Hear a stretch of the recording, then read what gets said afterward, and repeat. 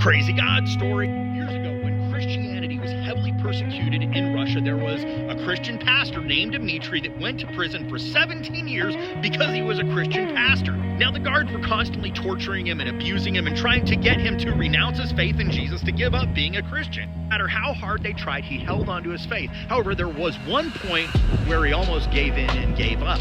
One night, they came into his cell and they told him, you know what?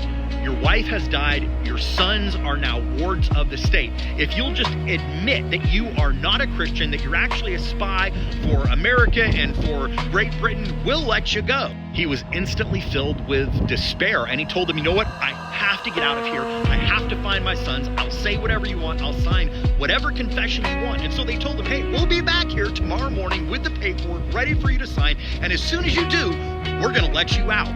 What they were telling him was a complete lie, but he didn't know it. As soon as the guards left his cell, he was sitting there in absolute despair, feeling completely defeated.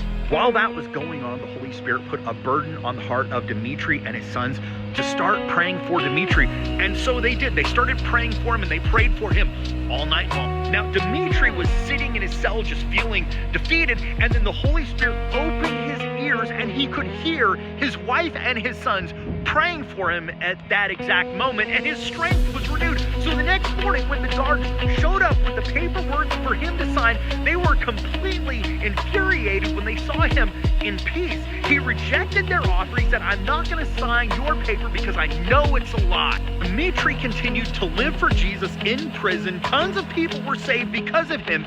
Once he got out of prison, he was reunited with his wife and his sons, and he is still living for Jesus to this day. When we live by faith and follow Jesus like believers in the Bible did, we get to experience the Holy Spirit just like people in the book of Acts did. The God we read about in the Bible is still doing the things today that he did in the Bible through the lives of people that are living by faith and following Jesus.